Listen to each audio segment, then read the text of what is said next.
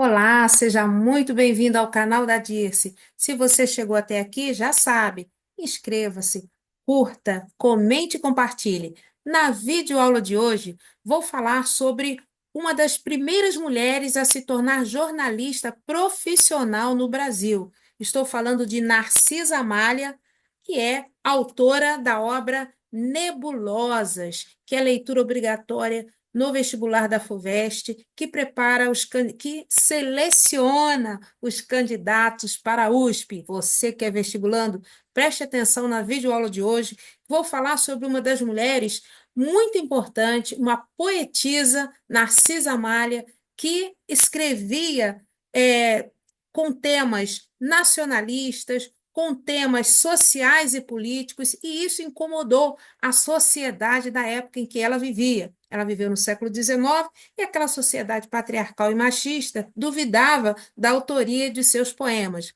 mas ela contou com o apoio e com a admiração de duas figuras muito importantes no século XIX, o imperador Dom Pedro II e Machado de Assis. Mas que história é esta, professora? Vem comigo que eu vou te explicar tudo sobre nebulosas de Narcisa Amália. Vem comigo.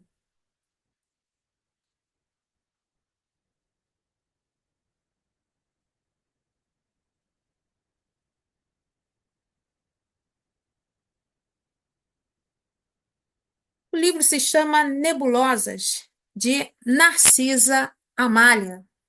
É uma obra escrita no século XIX e que tem uma autora que foi uma educadora, poetisa e jornalista brasileira, a primeira mulher a trabalhar profissionalmente como jornalista no Brasil. Se ela não foi a primeira, foi uma das primeiras.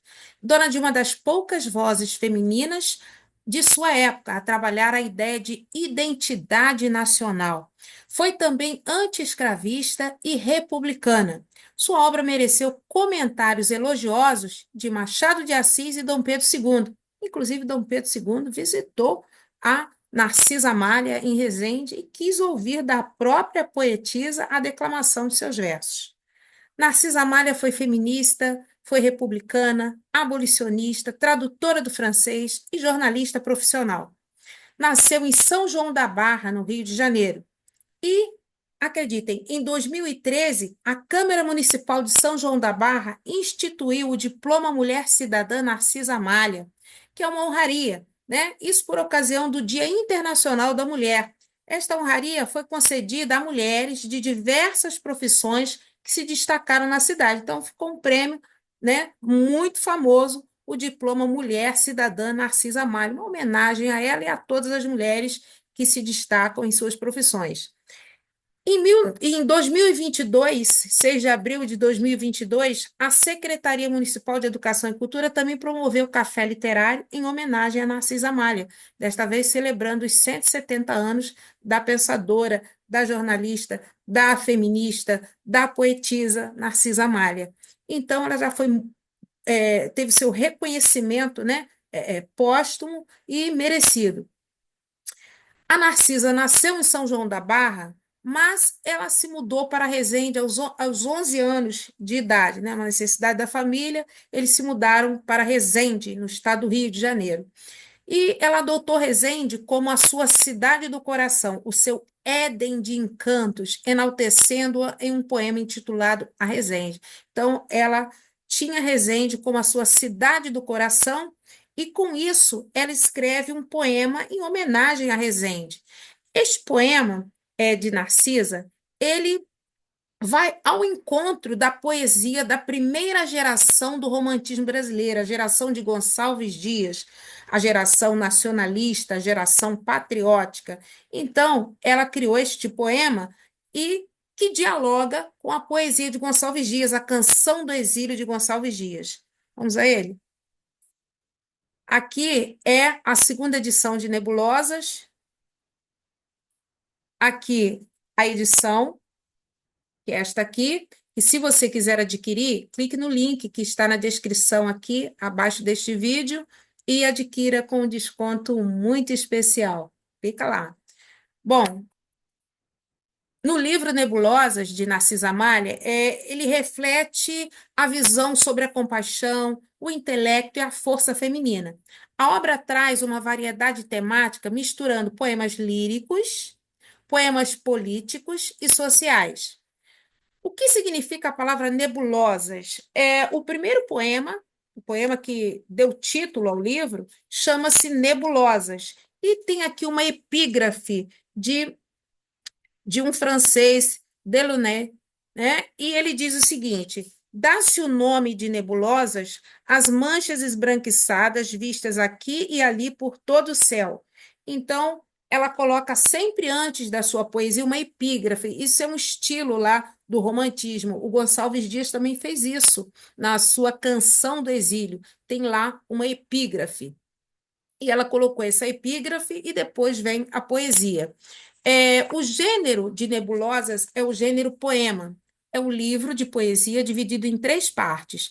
A obra de Narcisa dialoga com os poetas e escritores do romantismo, como eu havia dito.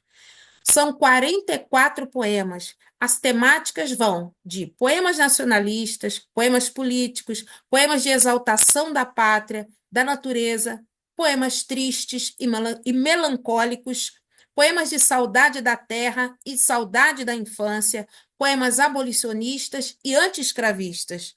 Narcisa ficou conhecida como a poeta dos livres. Assim como Castro Alves ficou conhecido como poeta dos escravos, a Narcisa ficou conhecida como a poeta dos livres. Então, ela recebeu essa alcunha, né? Como poeta dos livres, ficou conhecida como poeta dos livres. Aqui o poema A Resende, que ela dialoga com a Canção do Exílio de Gonçalves Dias. Então, a Narcisa, ela era para ter sido muito aclamada na época, porque ela consegue dialogar com a primeira geração, alguns poemas dialogam com a segunda geração e outros com a terceira geração da poesia romântica brasileira. Então, a Resende, aqui, uma epígrafe. Eu te achei, meu bordão de romeiro, que mal esperavas, talvez. Então, ela colocou aqui uma epígrafe de Teixeira Melo. E assim ela vai tecendo o seu poema em homenagem a Resende. Saudade de Resende, ela vai declarando o seu amor pela cidade de Resende. Resende aqui no estado do Rio, onde ela morou a partir dos 11 anos. Enfim te vejo, estrela da alvorada, perdida nas selagens do horizonte. Enfim te vejo, vaporosa fada, dolente presa de um sonhar insonte. Enfim, de meu peregrinar cansada, pousa em teu colo a suarente fronte, e contemplando as pétreas cordilheiras, ouço o rugir de tuas cachoeiras. Ela continua homenageando Resende. Não sabes que profundos de sabores passei longe de ti, Éden de encantos. Então ela chama Resende de paraíso de encantos. Quanto acerbo sofrer, quantos agrores, umedeci com as bagas de meus prantos. Então, longe de Resende, ela sofreu muito, assim como Gonçalves Dias sofreu quando estava longe do Brasil, quando estava em Portugal estudando, ele sofreu de saudade, né, da terra onde canta o sabiá, da terra das palmeiras, onde canta o sabiá. E aqui ela sente saudade de Resende.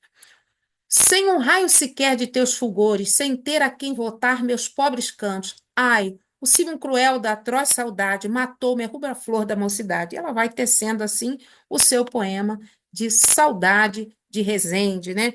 Uma homenagem à cidade de Resende.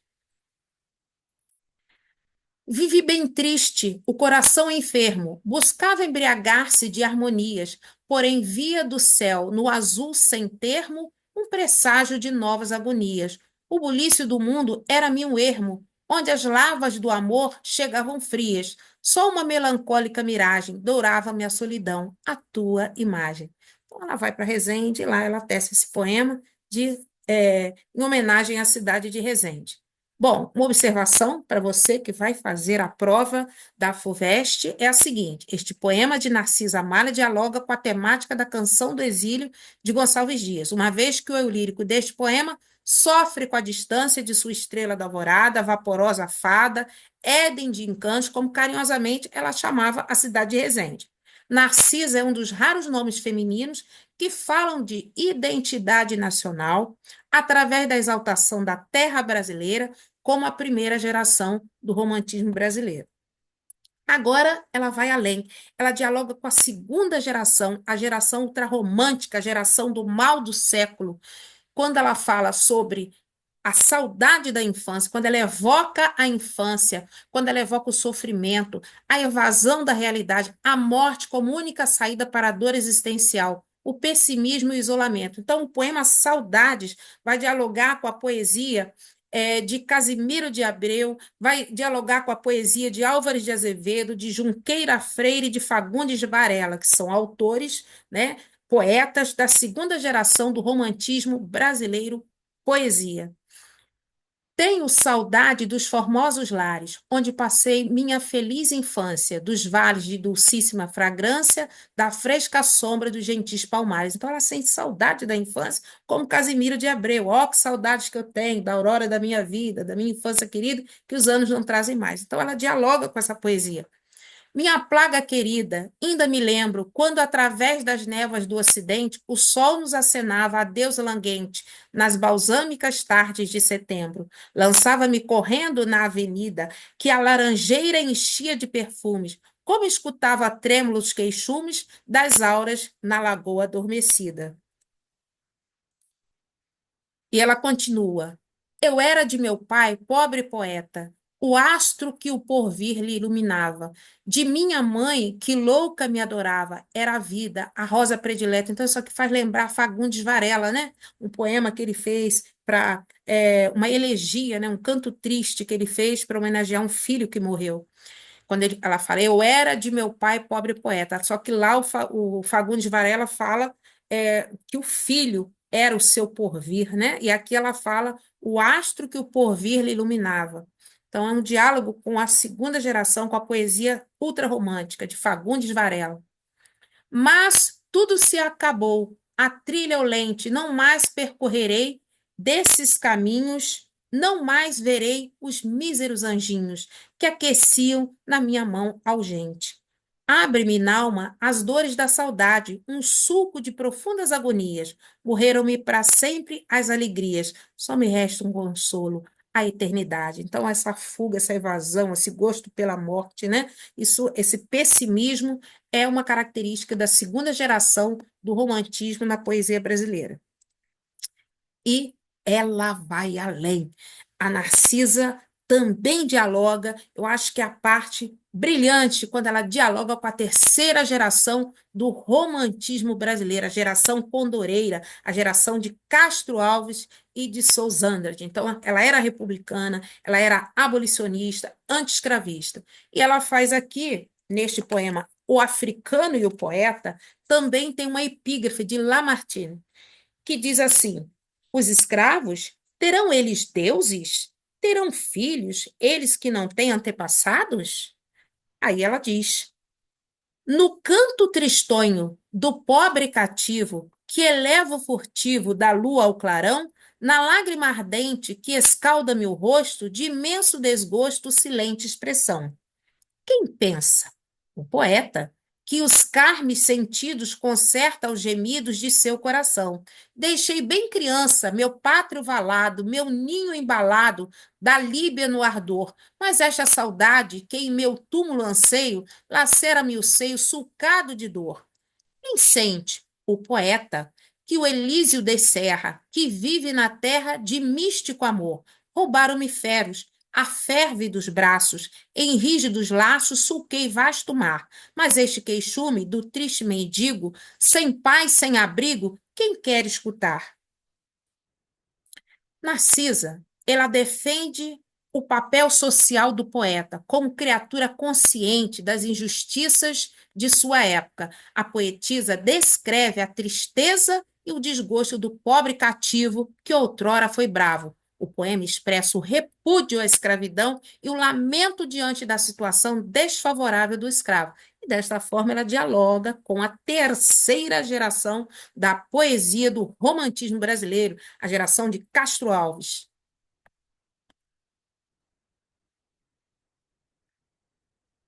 Ela escreveu também um poema em homenagem, né, ao poeta dos escravos Castro Alves. Aí aqui, vou pegar aqui a minha edição, ela tece aqui uma poesia em homenagem a Castro Alves. Tá? Um instantinho. Faz uma grande homenagem a Castro Alves, demonstra aqui, né, os seus sentimentos em relação à morte e fala, né, que o Brasil realmente perdeu um grande poeta. Então, aqui tem duas epígrafes, uma de Joana Tiburtina e de Costa Carvalho. Né? Antes da poesia, tem duas epígrafes que diz assim: o livro do destino se entreabre, deixando ver nas páginas douradas o seu nome fulgente e glorioso, que as turbas admiram assombradas. Aí a segunda epígrafe: Deus quis ouvi-lo, deu-lhe um poema no céu, a eternidade. Então, isso tudo em homenagem a Castro Alves. Aí o poema começa assim: Por que convulsa o geme o pátrio solo, dos montes despertando os ecos lúgubres? Por que emudece o ferve do oceano e a terra, erma da luz, chorando atira 1.000 turbilhões de lágrimas amargos? Por que de sombras tétricas se vela o firmamento azul? Que mágoa imensa enluta os corações e arranca o pranto. Mas não morreste, não Condor Brasílio. Então, Condor Brasílio é como ela chama o Castro Alves, que era condoreiro, poeta dos escravos.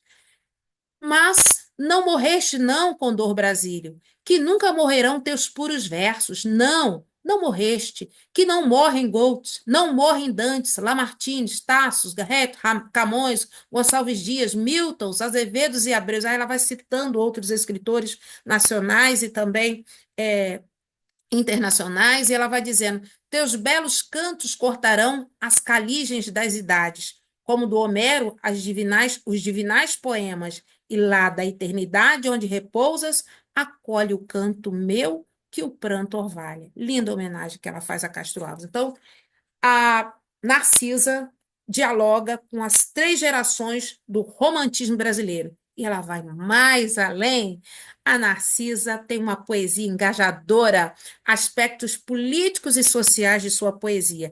Ela escreveu aqui três exemplos. 25 de março, que ela faz alusão ao projeto da Constituição elaborado pelos membros da Constituinte em 1823, no qual todos os grandes princípios de liberdade eram solenemente reconhecidos. Ela escreveu também o poema 7 de Setembro, onde ela saúda a independência do Brasil, mas ela faz algumas ressalvas.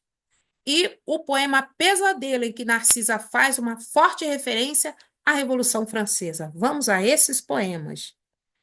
25 de março, ela diz o seguinte: esse poema, 25 de março, aí só um instantinho, já achei aqui o 7 de setembro, mas eu quero o 25 de março. E no poema, aí vamos ver aqui, só um instantinho.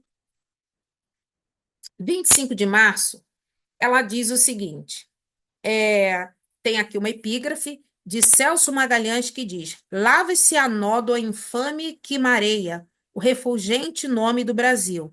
E se o sangue somente lavar pode essa mancha odienta e vergonhosa, vem o sangue, por Deus, venha a revolta. Então, isso é de Celso Magalhães, a epígrafe que acompanha a poesia 25 de março. Aí começa: lave-se a nódoa infame que mareia o refulgente nome do Brasil. Está aqui a epígrafe de Celso Magalhães. Começa com essa epígrafe: e se o sangue somente lavar pode essa mancha odienta e vergonhosa, vem o sangue, por Deus, vem a revolta. Aí, depois da epígrafe, começa o poema. O poema inicia-se assim: na noite sepulcral dos tempos idos, plácida avulta a merencória esfinge, esplêndido fanal que esclarecera a crente multidão. Monumento do verbo grandioso deste povo titã débil ainda, centelha sideral que fecundara a seiva da nação. Então, é um poema que mostra aqui, que fala sobre essas duas primeiras estrofes lidas, aludem ao projeto da Constituição elaborado pelos membros da Constituinte em 1823. Tá? E aqui, uma das estrofes muito famosas, né, muito citadas, diz o seguinte: roubaste ao povo a palma do triunfo, recompuseste a algema ao pé lançada, e moldaste no bronze a estátua fria da mentira loquaz. Então, roubaste ao povo a palma do triunfo, recompuseste a algema ao pé lançada e moldaste no bronze a estátua fria da mentira loquaz. Então, a poesia dela tem um forte teor de engajamento, a poesia forte. O poema 7 de Setembro, que fala sobre a independência do Brasil. Ela diz o seguinte, nesta poesia: ah, não te esqueças, liberdade, deste augusto dia. Ampara o débil povo que se curva ante um falso poder. Desdobra tuas asas refulgentes sobre o luto venéreo em que repousa o Marte Xavier. Ela vai citando aqui personalidade Xavier, aqui é o Joaquim José da Silva Xavier, o Tiradentes, que ela cita aqui, né? Então, ela vai clamando, né? Ah, não te esqueças, liberdade, deste augusto dia. Poesia que tem aquele tom eloquente de Castro Alves, né? Lembra muito, né? A poesia de Castro Alves, tem um tom grandioso, eloquente, né? Tem uma invocação. O poema Pesadelo. O poema Pesadelo fala sobre a Revolução Francesa. E ele diz assim, tá? 7 de setembro, Pesadelo. Tem uma epígrafe, né? Ela dedica a meu pai, o senhor Jacome de Campos. É um poema dedicado ao pai da Narcisa. E tem uma epígrafe de Jean Laroque que diz o seguinte: a ti a difícil tarefa de impedir que a lei morra de todo. Cabe a ti, verme coveiro, desenterrar as sombras, sacudir o espectro lamuriante dos mortos, assentar na fronte do crime uma marca de sangue. Então, aqui, essa epígrafe introduz o poema Pesadelo. E vamos lá. Pesadelo, salve, ó, salve 89, que os obstáculos remove, em que o heroísmo envolve o horror da maldição. Rolam frontes laureadas, tombas testas coroadas, pelo povo condenadas ao grito revolução. No pedestal da igualdade, firma o povo à liberdade, um canto à fraternidade entoa a voz da nação, que em delírio violento fita altivo o firmamento e adora por um momento a deusa revolução. Então, fala sobre a Revolução Francesa. Segundo Narcisa, para alcançar aí os ideais de liberdade, era preciso que houvesse liberdade, que esses ideais de liberdade e de igualdade, que eles atingissem o povo, né? Então, segundo Narcisa, para que os ideais revolucionários de liberdade e igualdade fossem atingidos, era necessário que se levasse educação ao povo. E aqui termino com uma frase de Narcisa que diz assim: sem a instrução popular, a democracia jamais passará de uma dourada quimera. Então, assim, eu vou encerrando aqui a nossa videoaula.